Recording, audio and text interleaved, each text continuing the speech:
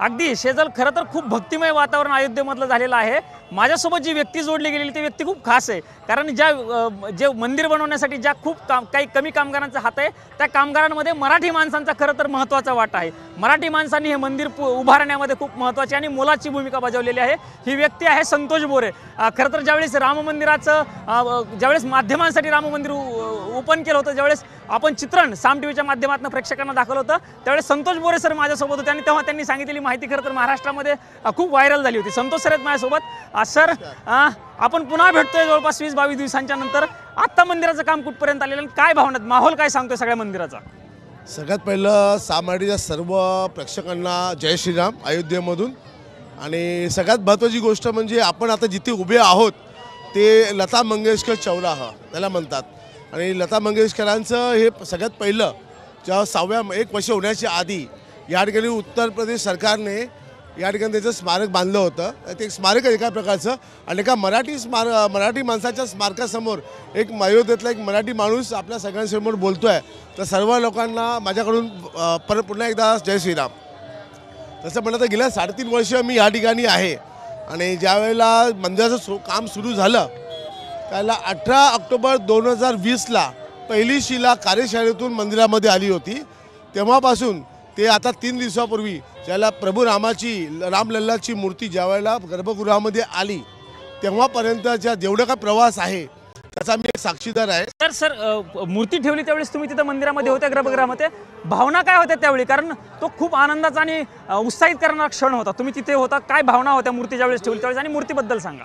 ज्यावेळेला कार्यशाळेतून मूर्ती उचलण्यात आली, मूर्ती घेऊन आले आणि ती नंतर ठेवली गेली, तो संपूर्ण जो प्रवास आहे तो अविस्मरणीय प्रवास आहे। आणि ते सांगण्यासाठी माझ्याकडे बिलकुल शब्दच नाही आहेत। म्हणजे मला डिक्शनरी बघावं लागेल तर डिक्शनरीमध्येही शब्द नाही आहेत, आणि माझ्या भावना व्यक्त करण्यासाठी माझ्याकडे म्हणजे एवढं शब्द भांडार नाही आहे की मी माझ्या भावना कशा व्यक्त करू।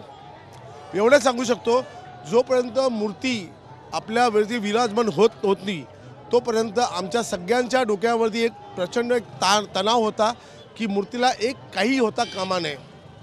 आणि ती मूर्ती तिथे ठेवीपर्यंत आम्ही कमीत कमी 6 ते 7 तास आणि तिकडे होतो, आणि त्याच्या गर्भगृहाच्या बाहेर 121 पौराहित्य कंटिन्युअस मंत्रपठण चालू होतं। आणि त्यावेळेला आमच्यावरती जो दबाव होता, जे टेन्शन होतं, आम्हाला असं वाटत होतं की 140 कोटी भारतीय, ते 121 लोकांच्या मुखातून 140 कोटी भारतीय, 140 कोटी हिंदू आमच्या बरोबर आहेत। आणि त्यावेळेला आमचे साहेब आमचे बिग बॉस हे आमच्याबरोबर होते। तर त्यावेळेला एक आमच्या मनामध्ये एक वेगळी भावना होती, एक ऊर्जा होती, आणि आम्ही फार उत्साहित होतो त्यावेळेला। ज्यावेळेला मूर्ती पुन्हा स्थानापन्न झाली, त्याच्याबरोबर त्याची सेटिंग बरोबर जेव्हा झाली त्यावेळेला आम्ही थोडा सुटकेचा निश्वास घेतला। सर, तुम्ही म्हणालात 18 ऑक्टोबरपासून कालपर्यंत 3.5 वर्षाचा प्रवास तुम्ही बघितलेला आहे।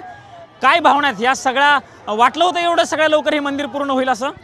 नाही, सुरुवातीला असं वाटलं नव्हतं, पण आमच्या कंपनीने जे शेड्यूल बनवलं होतं तर त्या शेड्यूलमध्ये आम्ही असं ठरवलेलं होतं की हे मंदिर आपण 22 जानेवारीला लोकांना द्यायचं म्हणजे द्यायचंच। आम्ही हे कमीत कमी एक 22 दिवस आधी पूर्ण केलं, कारण जरी 22 तारखेची डेडलाईन जरी होती तरी आम्ही 31 डिसेंबरलाच हा प्रोजेक्ट पूर्णपणे झाला होता। सर, तुम्ही म्हणालात खरं तर आपण मराठी माणसाच्या ठिकाणं आपण खरं तर लता मंगेशकर चौकामध्ये आपण दोघेही आणि गप्पा मारत आहोत। मराठी माणसांसाठी खरंच अभिमानाचा क्षण आहे सर हा, कारण तुमच्यासारख्या माणसांना रात्रंदिवस झटून खरं तर मंदिर पूर्ण केलेलं आहे। हे सगळं असताना उद्या सोहळा होणार आहे, तुम्हाला देखील निमंत्रण दिलेलं आहे, तुम्ही विशेष निमंत्रितांमध्ये तुम्ही देखील आहात। उद्याच्याला काय भावना असणार आहेत, म्हणजे आता काय विचार आहे तुमच्या मनामध्ये उद्या तुम्हाला त्या ठिकाणी जायचं आहे तर? म्हणजे उद्या आम्ही सगळेजण एकदम उत्सुक आहोत, एवढे उत्सुक आहेत की मी असं मानतो की माझे जे कुटुंबीय, माझे मित्रपरिवार जे आहेत सगळ्यांचे, मला कालपासून मला फोन येतात आहेत मला, आणि अनेक माझे मित्र ह्या ठिकाणी आहेत, आणि माझे काही सहकारी आहेत की ज्यांना तिकडे आतमध्ये जाण्याचा संधी मिळालेली नाहीत। तर त्या सगळ्यांचा एक प्रतिनिधी म्हणून मी आतमध्ये जाणार आहोत। आणि मी सगळ्यांतर्फे रामाजवळ विनंती केलं की सगळ्यांना आयुष्य दे, सगळ्यांचं आयुष्य उदंड दे, सगळ्यांचं आरोग्य उत्तम राख, आणि सगळ्यांना भरभराट दे हीच मी देवासमोर प्रार्थना करणार आहे. याचसाठी केला होता अट्टहास असं म्हणावं लागेल आता? याच्यासाठी केला होता अट्टहास. यस, निश्चितच. आपण जर बघितलं त्या भावना आहेत संतोष बोरे सरांच्या. पहिल्या दिवसापासून ही व्यक्ती खरं तर मंदिरामध्ये काम करते. जेव्हा पहिला शिल्प दगड आला होता तेव्हापासून ते मूर्ती जी आहे रामाची ती गर्भगृहामध्ये विराजमान होईपर्यंत संपूर्ण प्रवास जो आहे तो संतोष बोरे सरांनी बघितला. आणि मराठी म्हणून खरं तर महाराष्ट्राला त्यांचा निश्चित पद्धतीने अभिमान आहे. कॅमेरामन राजीव गौतम सह मी प्रमोद जगताप, साम टीव्ही न्यूज, अयोध्या. देश विदेशातील प्रत्येक घडामोडींचे लाईव्ह अपडेट मिळवण्यासाठी आता साम टीव्हीच्या सर्व सोशल मीडिया प्लॅटफॉर्मला लाईक, फॉलो आणि सबस्क्राईब करा. तसंच सर्व नोटिफिकेशनसाठी बेल आयकॉन प्रेस करायला विसरू नका.